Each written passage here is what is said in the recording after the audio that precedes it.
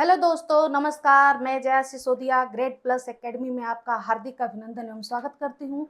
दोस्तों, मैं आज आपके सामने एक नया फाउंडेशन बैच लेके आई हूँ जिसका नाम है 3.0। तो ये सारे फाउंडेशन बैच हैं और जैसा कि आप जानते हैं दोस्तों कि ये फाउंडेशन बैच में मैं आपको जो है कि भारतीय इतिहास के बारे में बताऊंगी। और भारतीय इतिहास में आप देखिए कि ये तमाम स्टेट पीसीएस आरओ एआरओ उसके बाद से ऑल एग्जाम को कवर करेगा।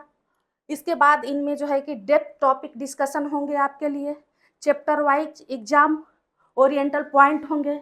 उसके बाद जो है कि आप देखेंगे कि प्रीवियस ईयर क्वेश्चन के डिस्कशन किए जाएंगे।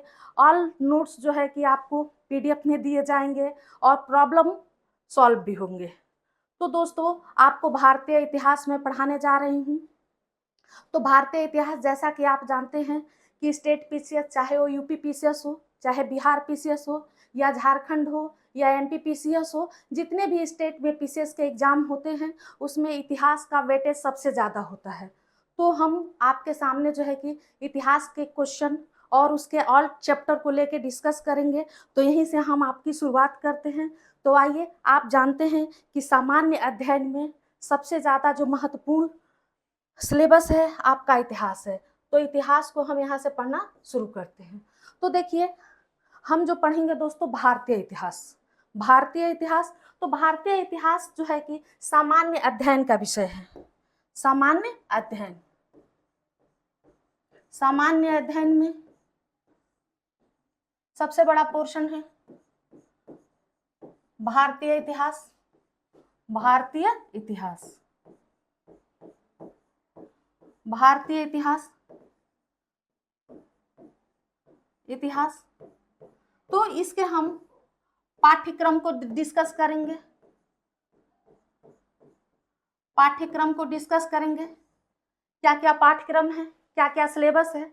उसके बाद हम डिस्कस करेंगे इतिहास में हमें क्या पढ़ना है। इतिहास में आप जानते हैं कि कपि, यानी कि हमारे पूर्वज जब से कपि थे तब से लेकर आधुनिक मानव, आधुनिक मानव, आधुनिक मानव के विकास का इतिहास पढ़ेंगे। विकास का इतिहास पढ़ेंगे। अब आपके सामने यह एक प्रश्न होना चाहिए कि कपि मानव से लेकर आधुनिक मानव के जो विकास का इतिहास है, जो विकास का इतिहास है, कैसे विकास की गाथा पढ़ेंगे। कैसा विकास, कैसा विकास। तो यहां पर देखिए, मानव के विकास की जो कहानी स्टार्ट होगी वो उनका सामाजिक विकास, सामाजिक विकास, राजनैतिक विकास या राजनीतिक विकास, इसके बाद धार्मिक विकास, आर्थिक विकास, आर्थिक विकास एवं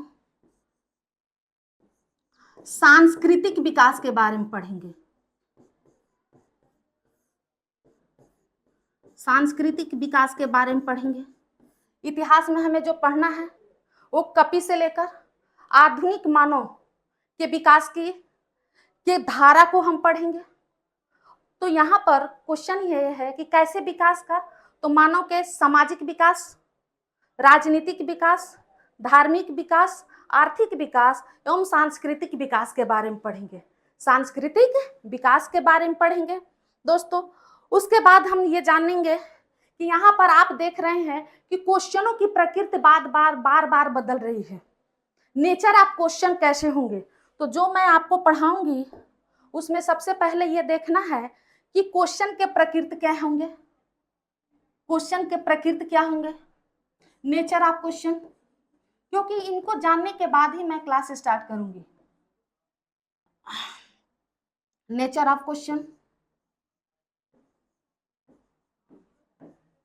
कैसे क्वेश्चन आते हैं इसमें। तो देखिए, यहाँ पर जो क्वेश्चन आएंगे वो कॉन्सेप्ट बेस्ड क्वेश्चन आते हैं। उसके बाद फैक्ट, यानी कि आप देखेंगे कि कॉन्सेप्ट बेसिस आते हैं, तथ्यात्मक आते हैं, इसके बाद कथन के आते हैं, कथन एवं कारण के क्वेश्चन आते हैं, स्टेटमेंट आते हैं,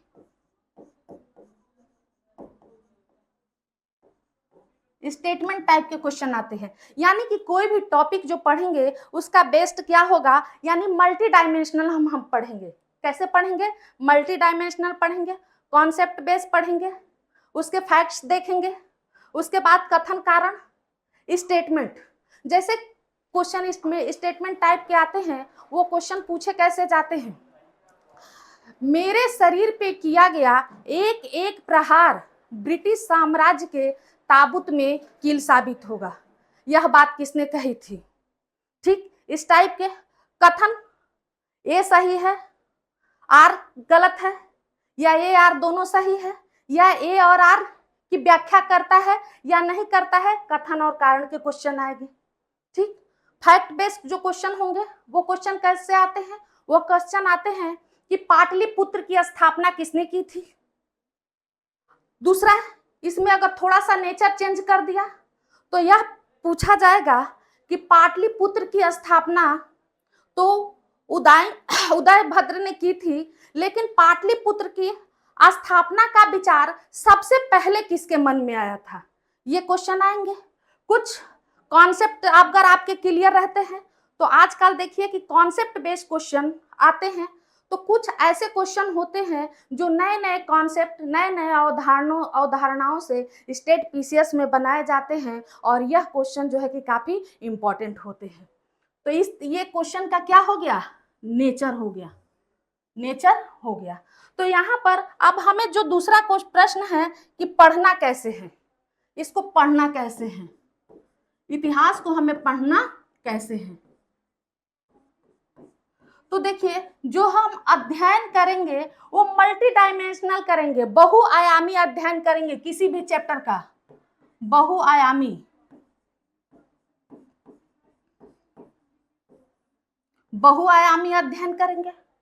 उसके बाद प्रीवियस ईयर के क्वेश्चन भी सॉल्व कर लेंगे, ईयर के क्वेश्चन भी देख के आएंगे। ठीक, कि प्रीवियस ईयर में कैसे कैसे क्वेश्चन बनाए जाते हैं, उसके जितने ऑप्शन होंगे उन सारे ऑप्शनों पे विचार करेंगे कि आखिर ये ऑप्शन बनाया क्यों गया है, इस ऑप्शन का आंसर क्या है, ठीक, ये आया क्यों है। तो इस तरीके चीजों को हम पढ़ेंगे। इसके बाद देखिए, पढ़ने का एक और तरीका है, उसके सिद्धांतिक पहलू पे ध्यान देंगे, सैद्धांतिक पहलू पर ध्यान देंगे, तथ्यात्मक पहलू पर ध्यान देंगे, तथ्यात्मक पहलू पर ध्यान देंगे। ठीक, तब जाकर हम पीसीएस या यूपीएससी के क्वेश्चनों को टैकल कर सकते हैं।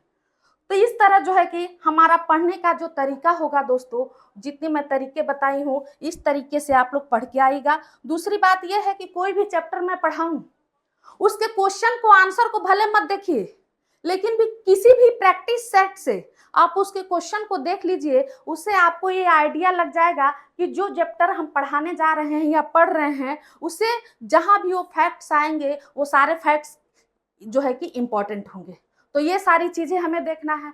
अब देखिए, अब हम स्टार्ट करते हैं भारतीय इतिहास, यानी कि जो भी हमें देखना है वो भारत के इतिहास को देखना है। जैसा कि अभी मैं बता चुकी हूँ कि इतिहास क्या है, तो सबसे पहले ये जानना है कि इतिहास क्या है।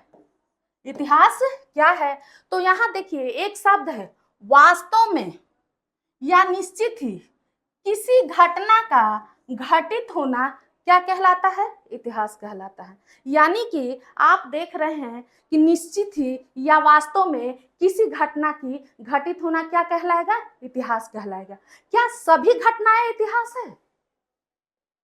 तो नहीं दोस्तों, सभी घटनाएं इतिहास नहीं है। उसके कुछ क्या है? मानक है, पैरामीटर है। अगर उन पैरामीटर के अंतर्गत एप्लीकेबल होता है तो इतिहास होता है, अगर एप्लीकेबल नहीं होता है तो वह एक क्या है, पास्ट स्टोरी है, पास्ट स्टोरी। अब यह देखिए, इतिहास कैसा शब्द है, एक ग्रीक भाषा का शब्द है या इसे हम यूनानी भाषा का शब्द कहेंगे, यूनानी भाषा का शब्द है जो हिस्टोरिया शब्द से लिया गया है। इसके पिता या जनक कौन कहा जाता है, तो इनके पिता या जनक आप देख रहे हैं कि हेरोडोटस को माना जाता है, हेरोडोटस को माना जाता है इतिहास के पिता या जनक।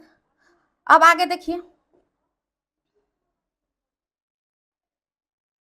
इतिहास को जानने के लिए सबसे पहले जो है कि इतिहास के स्रोतों के बारे में जानते हैं। इन स्रोतों के माध्यम से ही हमें यह पता चलता है कि जो बातें बताई जा रही है वो ऐतिहासिक है या जो है कि ऐतिहासिक नहीं है। तो यहाँ पे देखिए, इतिहास को जानने के जो स्रोत हैं वो दो स्रोत हैं। इतिहास को जानने के जो स्रोत हैं वो दो स्रोतों के माध्यम से जाना जाता है। पहला है साहित्यिक स्रोत, दूसरा है पुरातात्विक स्रोत। पुरातात्विक स्रोत, लिटरेचरी सोर्स और आर्कियोलॉजिकल सोर्स, इन दो स्रोतों के माध्यम से हम इतिहास को जानते हैं। तो इन दो स्रोतों को क्लासिफिकेशन किया गया है, बांटा गया है। अब यहाँ पे हम जानते हैं कि साहित्यिक स्रोत में कौन कौन सी चीजें आती हैं और पुरातात्विक स्रोत में कौन कौन सी चीजें आती हैं।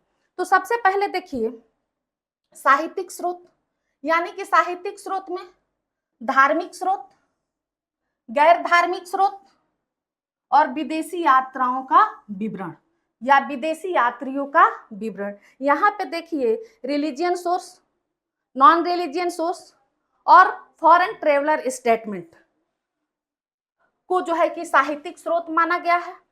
यानी कि साहित्यिक स्रोत में हम उन विषय वस्तु को शामिल करते हैं जिसकी हमें ज्ञान धार्मिक, गैर धार्मिक या विदेशी यात्राओं के विवरण से पता चलता है, उसे हम क्या कहते हैं, साहित्यिक स्रोत कहते हैं। अब यहाँ पे देखिए, अब यहाँ पे भी क्लासिफिकेशन किया गया है। यहाँ पे जो पहला क्लासिफिकेशन हुआ है, वर्गीकरण हुआ है कि धार्मिक स्रोत में कौन कौन से स्रोत आते हैं, धार्मिक स्रोत में कौन कौन से स्रोत आते हैं। तो देखिए, ब्राह्मण साहित्य, बौद्धिक साहित्य और जैन साहित्य। यानी कि आप देखेंगे कि धार्मिक स्रोत में ब्राह्मण साहित्य आ जाएगा, बौद्धिक साहित्य या बौद्ध साहित्य या जैनिज्म लिटरेसी, ठीक, ये सारे स्रोत आ जाएंगे धार्मिक स्रोत पे, धार्मिक स्रोत पे। तो अब हम दोस्तों सबसे पहले जो आपके बीच में एक्सप्लेन करेंगे वो है ब्राह्मण साहित्य की, ब्राह्मण साहित्य की। अब देखिए, ब्राह्मण साहित्य में क्या क्या आता है। ब्राह्मण साहित्य में जो आएगा वो वेद आएंगे। ब्राह्मण साहित्य में चार वेद, कौन कौन से चार वेद होते हैं, ऋग्वेद, ऋग्वेद,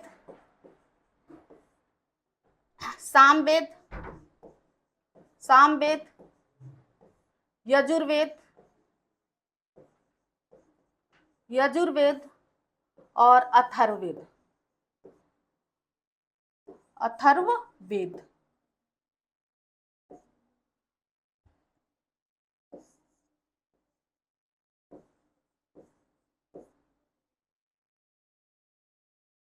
अथर्ववेद आएंगे, ठीक, ये सारे किस में आते हैं, वेदों में आते हैं। अब इसके बाद देखिए ब्राह्मण, ब्राह्मण किसे कहा जाता है, सबसे बड़ी बात ब्राह्मण की रचना क्यों की गई। तो दोस्तों यहाँ पर यह बात जानना जरूरी है कि ब्राह्मण की रचना इसलिए की जाती है कि वेदों के गद्य भाग को, वेदों के गद्य भाग को सरल बनाने के लिए हम जो है कि ब्राह्मणों की रचना किए हैं, ठीक। इसके बाद से आरण्यक, आरण्यक इसको वन पुस्तक या जंगल पुस्तक भी कहा जाता है। आरण्यक मतलब क्या होता है, जंगल होता है। यह पुस्तक जंगल में लिखी गई है, इसीलिए इसको आरण्यक की रचना हुई है। इसके बाद देखिए उपनिषद, उप और निषद। देखिए गुरु के समीप बैठकर जो भी शिष्य ज्ञान की अर्जित करता है उसे क्या कहा जाता है, उपनिषद। ये उप और निषद दो धातुओं से मिलकर बना हुआ है, ठीक। तो ये उपनिषद ब्राह्मण साहित्य में। अब यहाँ पे देखिए वेदांग, यानी कि वेद के कितने अंग होते हैं, तो वेद के 6 अंग होते हैं, 6 अंग होते हैं। इसके बारे में भी हमें पढ़ना है। फिर सूत्र साहित्य पढ़ना है, महाकल्प पढ़ना है। अब इसके बाद देखिए धर्मशास्त्र। धर्मशास्त्र में 2 पुस्तकें आती हैं, रामायण एवं महाभारत। रामायण एवं महाभारत। इसके अतिरिक्त यहाँ पे एक चीज आप और भी जोड़ सकते हैं, ऐड कर सकते हैं, पुराण भी दोस्तों ब्राह्मण साहित्य में आता है। और आप जानते हैं कि पुराणों की संख्या कितनी है, 18 है। 18 है पुराणों की संख्या। और सबसे प्राचीन पुराण कौन सा है, मत्स्य पुराण सबसे प्राचीन है। कई बार यह क्वेश्चन पूछा गया है, स्टेट यूपी पीसीएस में भी एक बार पूछा गया था कि पुराणों की संख्या टोटल कितनी है, 18। सबसे प्राचीन पुराण कौन सा है, मत्स्य पुराण। ठीक, मत्स्य पुराण। तो ये सारे क्वेश्चन, ये सारे चीज जो है कि ब्राह्मण साहित्य में आते हैं। एक बार और देख लीजिए, 4 वेद। धार्मिक स्रोत में कौन कौन सी चीजें आती हैं, तो ब्राह्मण साहित्य, बौद्ध साहित्य और जैन साहित्य। अब यहाँ पे देखिए ब्राह्मण साहित्य में 4 वेद, ब्राह्मण, आरण्यक, उपनिषद, वेदांग, सूत्र, महाकल्प, धर्मशास्त्र और इसके अतिरिक्त जो है कि पुराण।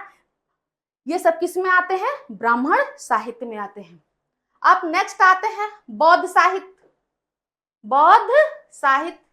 तो यहां पर देखिए बौद्ध साहित्य में त्रिपिटक किसको कहा जाता है, सूत पिटक, विनय पिटक एवं अभिधम पिटक।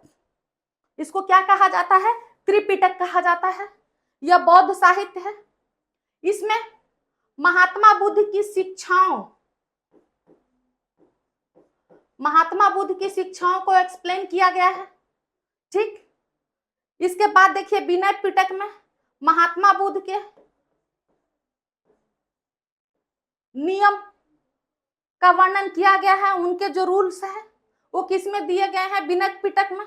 एजुकेशन संबंधित बातें किस में दी गई है, सूत पिटक में। अभिधम पिटक एक ऐसा पिटक है जो संस्कृत भाषा में लिखा गया है, संस्कृत भाषा में लिखा गया है अभिधम पिटक। ठीक, तो यह क्वेश्चन भी कई बार पूछा गया है कि महात्मा बुद्ध के शिक्षाओं का वर्णन किस में किया गया है, सूत पिटक में। महात्मा बुद्ध के नियमों का वर्णन किस में किया गया है, विनय पिटक में।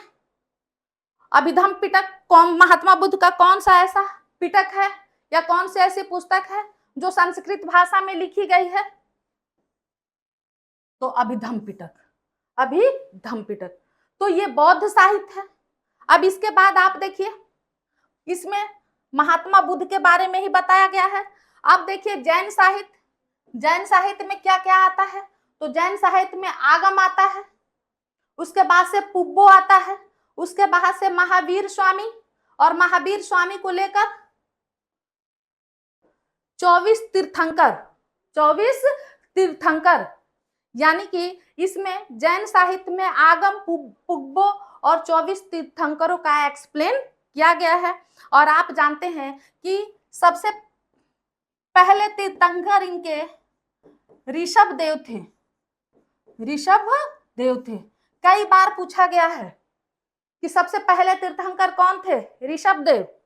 एकमात्र कौन से तीर्थंकर थे जिनका वर्णन जो है कि ऋग्वेद में हुआ है, तो ऋषभ देव का वर्णन किस में हुआ है, ऋग्वेद में हुआ है।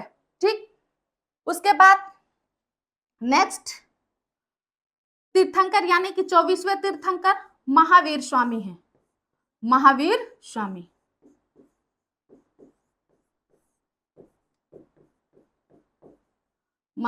स्वामी। तो इन सब की पुस्तक को क्या कहा जाता है, इन सब की पुस्तकों को जैन साहित्य में वर्णन मिलता है, जैन साहित्य में।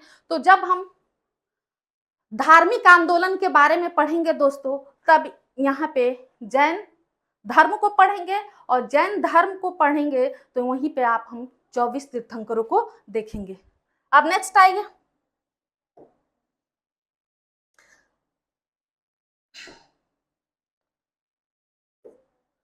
नेक्स्ट गैर धार्मिक स्रोत। तो गैर धार्मिक स्रोतों में जो गैर धार्मिक स्रोत का मतलब यही है कि जो धर्म से रिलेटेड नहीं है, जो धर्म से रिलेटेड नहीं है उसे हम क्या कहेंगे, गैर धार्मिक कहेंगे, गैर धार्मिक कहेंगे। तो यहाँ पे देखिए गैर धार्मिक में चाणक्य का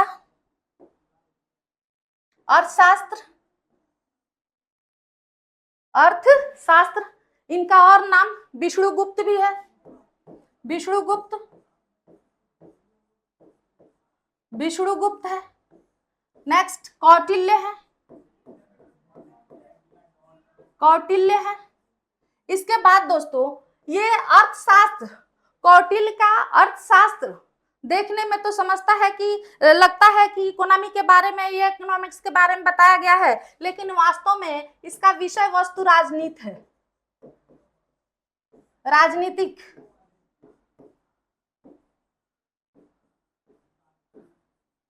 यह प्रशासनिक है, प्रशासनिक विषय वस्तु है, राजनीतिक एवं प्रशासनिक है। उसके बाद देखिए पतंजलि का महाभाष्य, विशाख दत्त का मुद्रा राक्षस, विष्णु शर्मा का पंचतंत्र, कालिदास का अभिज्ञान शाकुंतलम, मेघदूत ये भी कालिदास की रचना है,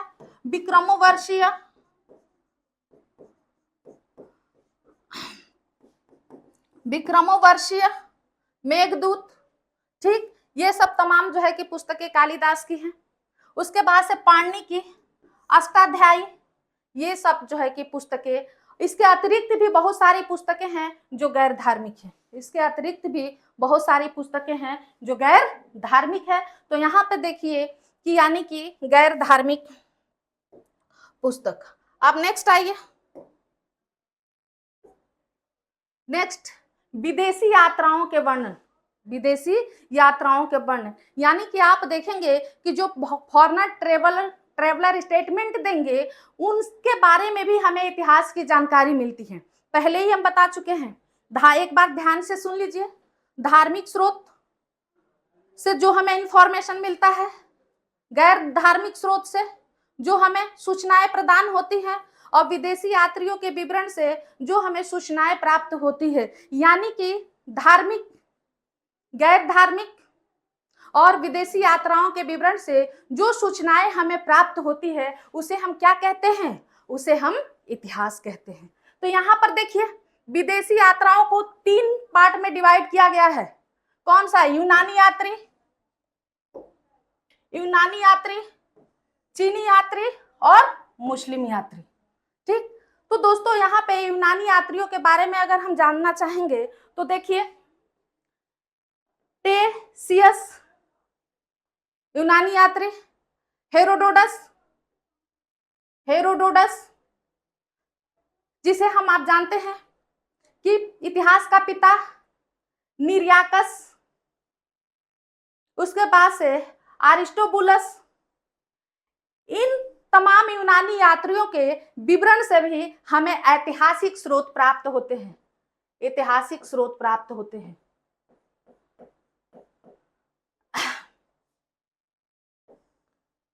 ऐतिहासिक स्रोत प्राप्त होते हैं, ठीक। उसके बाद से आप देखिए नेक्स्ट है चीनी यात्री। चीनी यात्री में अभी आप देख लीजिए फाहियान का विवरण से हमें प्राप्त होता है, फाहियान। उसके बाद देखिए इसके बाद यहाँ पे वेनसोंग जो हर्षवर्धन के शासनकाल में आए हैं, हर्षवर्धन के शासनकाल में भारत की यात्रा की है।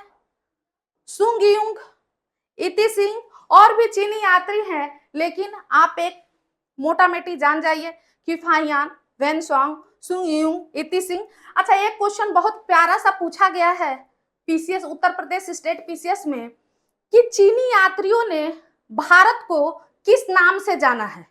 यह क्वेश्चन बहुत प्यारा पूछा गया है कि चीनी यात्रियों ने भारत को किस नाम से जाना है, किस नाम से जाना है। तो आप देखिए तिएनतु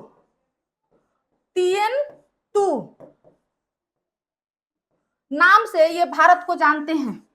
यह क्वेश्चन उत्तर प्रदेश पीसीएस में पूछा गया है, ठीक। इसके बाद देखिए मुस्लिम यात्री, मुस्लिम यात्रियों में दोस्तों हम देखते हैं कि अलबरूनी भारत आया। ये कहाँ का रहने वाला था? ख्वारिज्म प्रदेश का रहने वाला था, ख्वारिज्म प्रदेश का रहने वाला था। ठीक, अब देखिए इसका बचपन का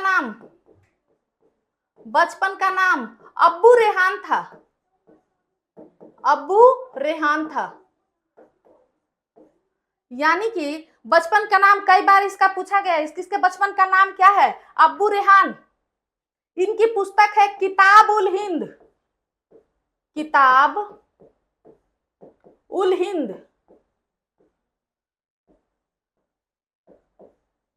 उल हिंद, किताब उल हिंद। ये पहला ऐसा मुस्लिम यात्री था जो संस्कृत भाषा का ज्ञाता था, यानी कि इसको संस्कृत भाषा भी आती थी। यह भी कई बार प्रश्न पूछा जा चुका है कि किस मुस्लिम यात्री को संस्कृत भाषा आती है, तो आप बताएंगे अलबरूनी। ठीक, अलबरूनी। ये भी क्वेश्चन पूछा गया है कि किस प्रदेश का रहने वाला था? ख्वारिज्म प्रदेश का। बचपन का नाम ये भी पूछा गया है अब्बू रेहान। किताब क्या है? किताब उल हिंद, या इसको तहकीक हिंद भी कहा जाता है। तहकीक, किताब उल हिंद को तहकीक हिंद भी कहा जाता है। इसलिए आप कंफ्यूज मत होइएगा, दोनों नाम आप याद रखिएगा, किताब उल हिंद या तहकीक हिंद। ठीक, और नेक्स्ट संस्कृत भाषा को इसको ज्ञान था। उसके बाद अल मसूदी, उसके बाद देखिए फिरदौसी। मुस्लिम यात्री इब्न बतूता भी भारत आया था, जिसके ग्रंथ का नाम रेहला है, रेहला है। और तो ये सारे मुस्लिम यात्री थे, मुस्लिम यात्री थे। तो एक बार देखिए दोस्तों, विदेशी यात्रियों के विवरण से हमें इतिहास की जानकारी मिलती है। और विदेशी यात्री में चीनी यात्री, यूनानी यात्री, चीनी यात्री और मुस्लिम यात्री कि हमें स्टेटमेंट से इतिहास के बारे में जानकारी मिलती है। यानी कि एक तरह से आप कह सकते हैं। अब देखिए, अब यहाँ पे आपने साहित्यिक स्रोत के बारे में पढ़ा, साहित्यिक स्रोत के बारे में पढ़ा। एक बार रिकॉल कर लीजिए कि साहित्यिक स्रोत में आप देखेंगे कि धार्मिक स्रोत, गैर धार्मिक स्रोत और विदेशी यात्रियों के विवरण से जिस विषय वस्तु की हमें ज्ञान प्राप्त होता है उसे हम क्या कहते हैं? इतिहास कहते हैं। उसे क्या कहते हैं? इतिहास कहते हैं। ठीक, उसके बाद देखिए पुरातात्विक स्रोत, पुरातात्विक स्रोत। तो यहाँ पे हम पुरातात्विक स्रोत के बारे में जानेंगे कि पुरातात्विक स्रोत। तो सबसे पहले देखिए 1861 में कर्णिघम महोदय के सहयोग से, कर्णिघम महोदय के सहयोग से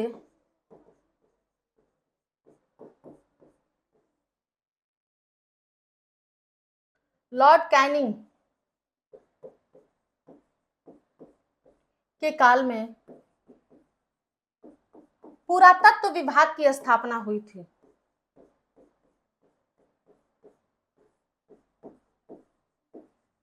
पुरातत्व विभाग की स्थापना हुई थी, स्थापना हुई थी। ठीक, पुरातत्व विभाग की स्थापना हुई थी। अब देखिए पुरातत्व में क्या क्या आता है? अवशेष, फॉसिल्स, ठीक, जिसको हम कार्बन 14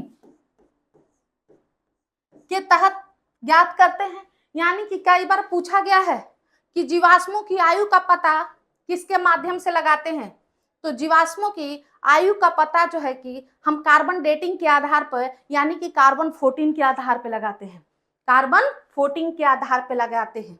इसके बाद देखिए अभिलेख, अभिलेख, इंस्क्रिप्शन।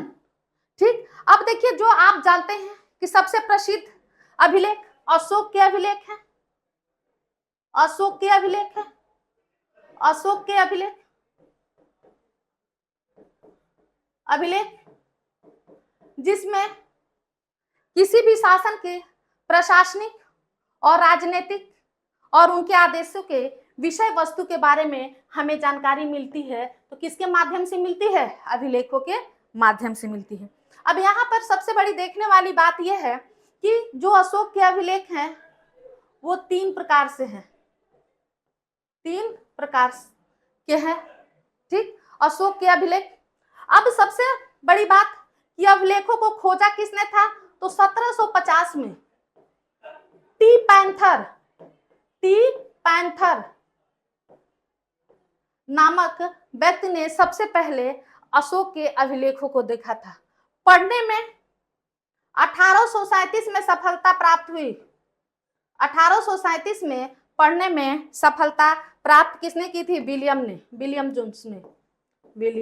जोन्स ने पढ़ा था। किसके अभिलेखों को? अशोक के अभिलेखों के, ठीक। अशोक के अभिलेख 3 प्रकार के होते हैं, स्तंभ अभिलेख, शिलालेख और गुहालेख। स्तंभ अभिलेख, शिलालेख और गुहालेख, ठीक। जब हम मौर्य डायनेस्टी के बारे में पढ़ेंगे तो अशोक के अभिलेखों के बारे में भी पढ़ेंगे। यहाँ पे अशोक के अभिलेख। उसके बाद एक प्यारा सा क्वेश्चन कई बार पूछा गया है, बहुत बार पूछा गया है कि सबसे पहले संस्कृत भाषा में लिखा गया किसका अभिलेख है? कई बार यह क्वेश्चन पूछा गया है। तो देखिए, रुद्रदामन का जूनागढ़ अभिलेख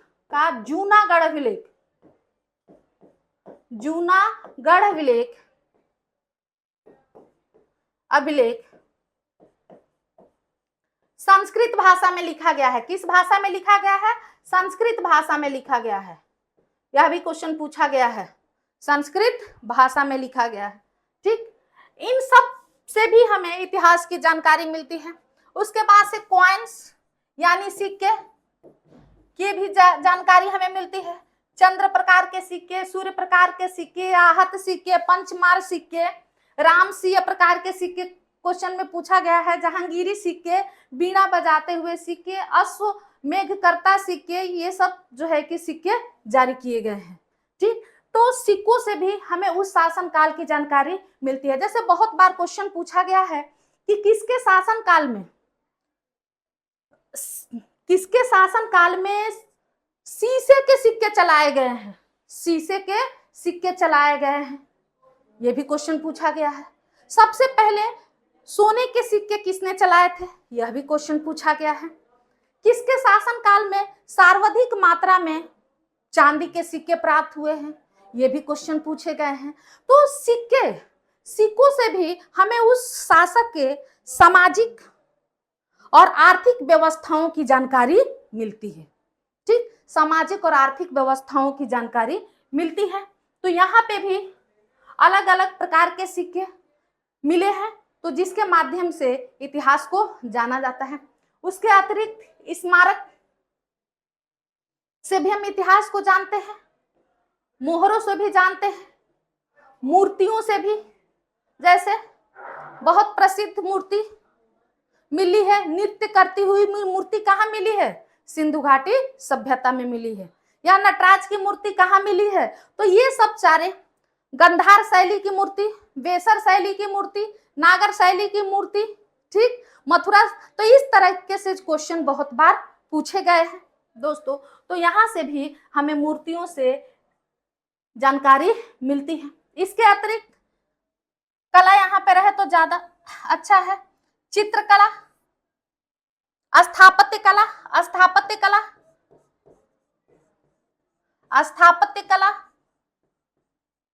से भी शासन के बारे में जानते हैं। देखिए, अगर यह भी क्वेश्चन पूछा गया है कि स्थापत्य कला का स्वर्ण काल किसके शासन काल को कहा जाता है, तो आप जानिए क्या स्थापत्य कला का स्वर्ण काल शाहजहां के शासन काल को कहा जाता है।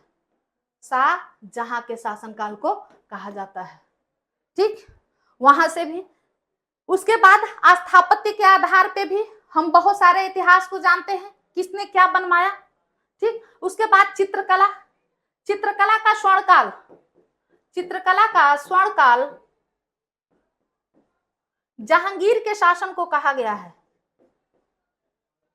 जहांगीर के शासनकाल को कहा गया है?